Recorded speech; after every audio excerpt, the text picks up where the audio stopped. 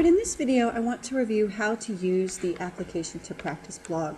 So each of the first 5 modules will include a suggested topic for the blog post, and really the theme for the blog is to connect the material from the class with your own experience from healthcare.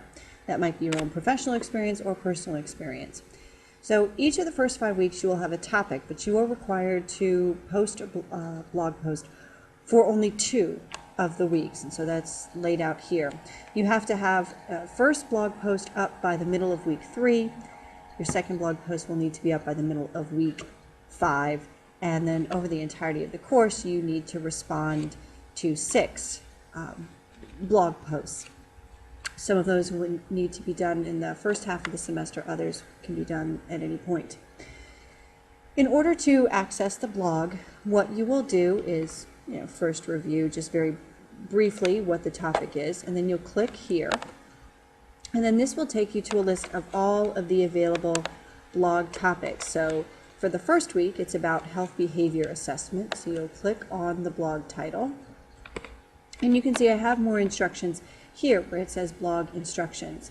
Now it happens that for this first week you actually need to do an additional task. You're going to assess your own health behaviors and then reflect on it. So what you will do after you have actually reviewed the instructions and come up with your ideas, ideally you will have composed your answer over in Word. You'll click Create Blog Entry.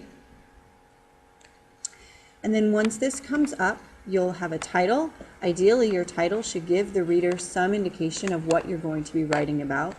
And then either you may type out your response here, or preferably you will copy your entry that you've already written in Word, you've done your word count, you've done your proofreading, and you will just paste it into the blog right here, and then you will post the entry. Remember, if you just save it as draft, it's not going to show up for the rest of us to view it. So once it's ready for us to view, you will click Post Entry. So let me just do a sample post right here. So I can post that so we can see it show up. All right, so now you can see over here, it will list all of the blog entries. And then if I wanted to read it, I can click on the title. And let's say I find this particular post to be rather compelling and I want to respond to it. So to do that, I will click on Comment, and then you will just compose your comment and add it.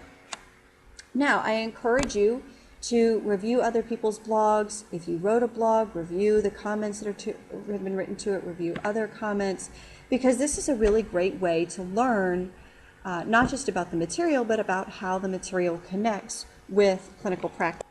So that's how you actually create and respond to blog entries.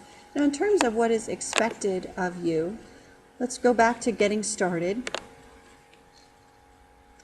And down here I have the folder with assignment expectations, and you can see that there is information about the blog posts. Right here I have the checklist and grading rubric for the blogs, and I have also given you a link. I think this RN Talk is a really nice example of a blog. The posts are a bit longer than I'm expecting of you. I have a minimum word requirement of 350 words. This person is averaging maybe 500 to 700 words, but you can see that even that word count really is very easy to read through. Probably did not take a terribly long time to compose. One of the reasons why I really like this blog is that the author does a very nice job of connecting clinical practice, clinical experience with cited research.